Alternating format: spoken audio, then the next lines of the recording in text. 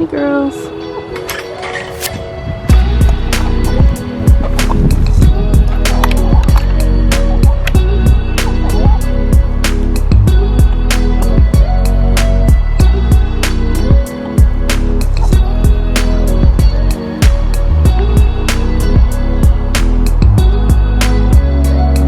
See Olive back there, right there? That's Olive.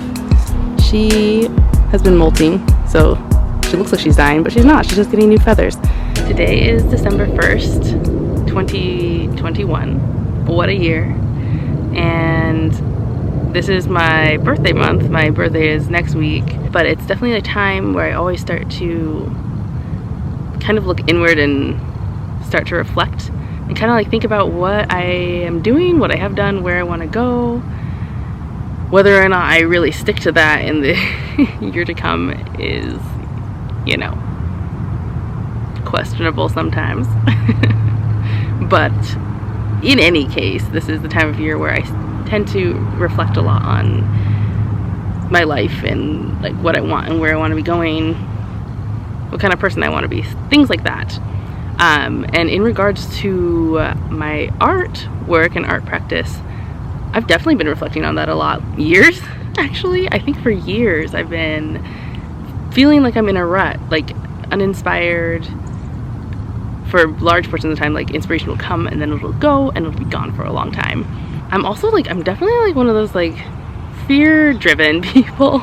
I guess I'm just like not naturally one to jump into situations that like, I'm always like looking for the ways that things won't work, which some people think is like a super negative thing. From my own perspective, in my own head, I look for the way things won't work out as a way to like get ahead of them. Like if I want something to happen, I'll naturally look at the things that could get in the way or could make it myself like fail, so that hopefully I can like mitigate those things and have a better chance of success. I guess I just don't think that like it's entirely negative to look for ways that things will fail, because if you actually want to go for it anyway, that will hopefully help you be more successful. At least I'm hoping that's what will work for me.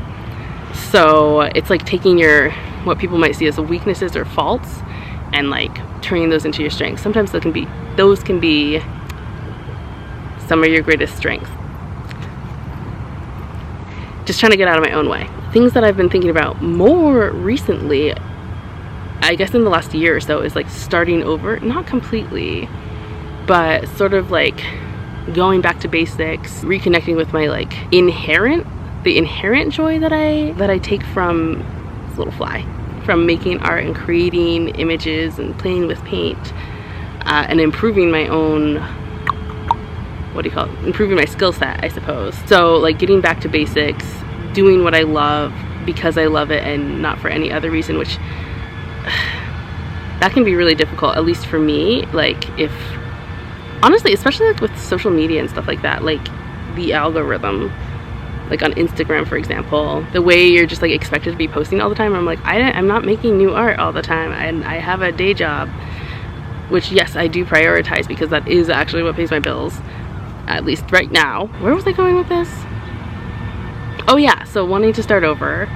No, I actually don't remember what I was gonna say.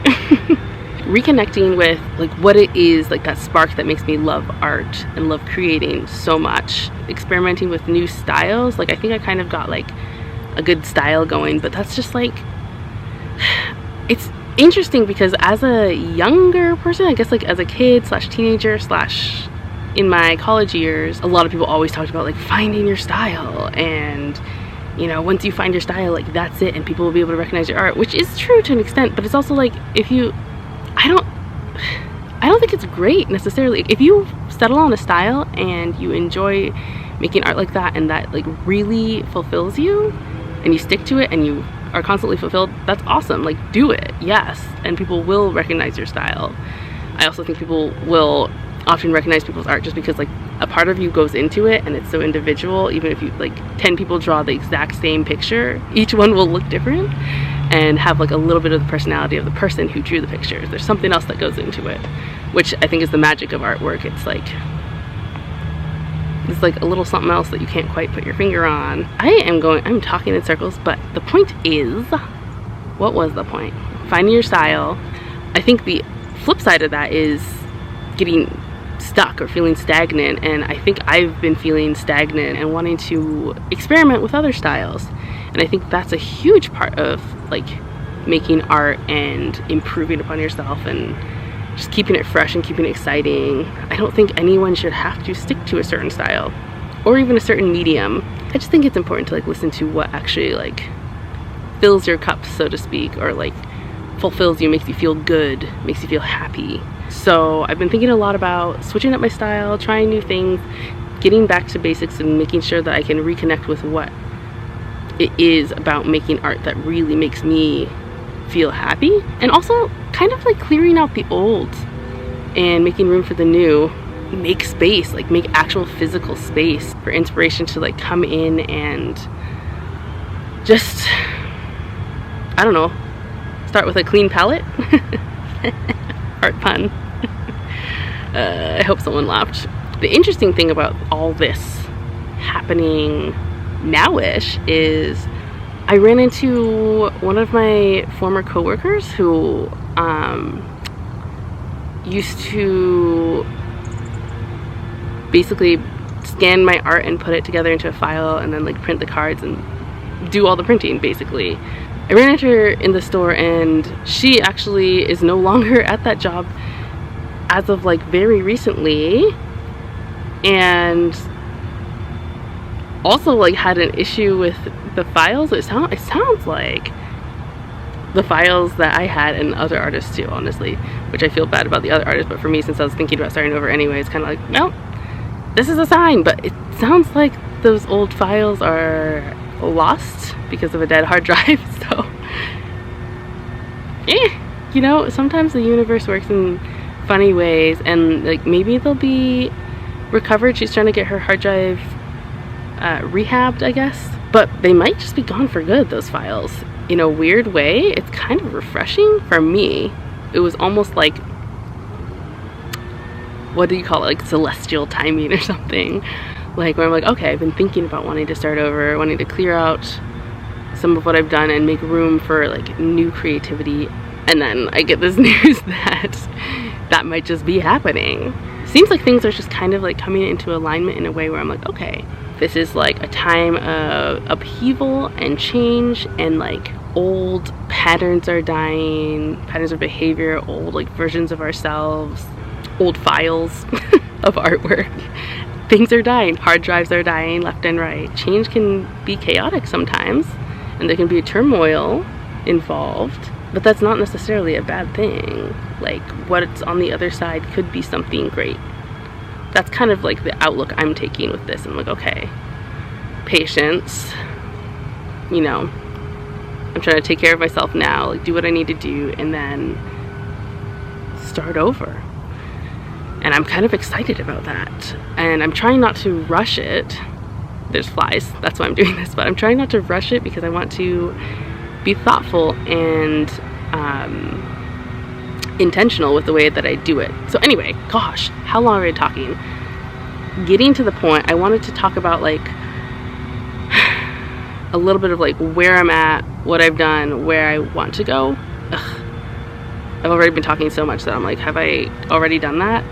Some of the things I've been thinking about that I need to work on for myself is being really aware of the stories that I tell myself, and like maybe this will help someone else. Like we should be aware of the stories we tell ourselves and that we're told by others. Like I definitely grew up in a time when like all around me I was hearing like the starving artist trope, basically, like you can't make a living on that, and like that's nice that you want to like draw pictures, but like that's not gonna pay the bills, this kind of thing. That's really those are the ideas I grew up with. Even like post-college, like people would tell me that. Not my immediate family. Maybe I heard that from my immediate family like a while ago. I don't know, I can't even think, I don't know.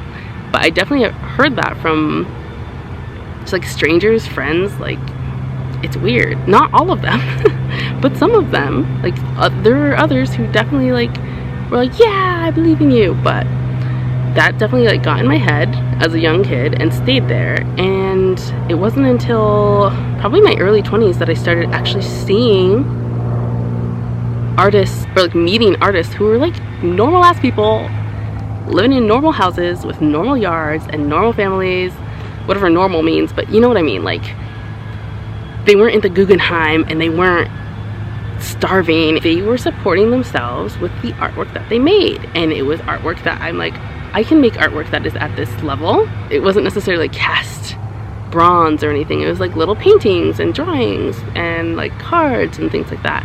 And that was the first time I was like, wait a minute, I've been lied to. This is definitely possible and I want this. I'm still working on that part, but it was very exciting. And so one thing that I want to work on is getting those stupid ideas out of my head, and I don't know how to do that, and I'm working on it.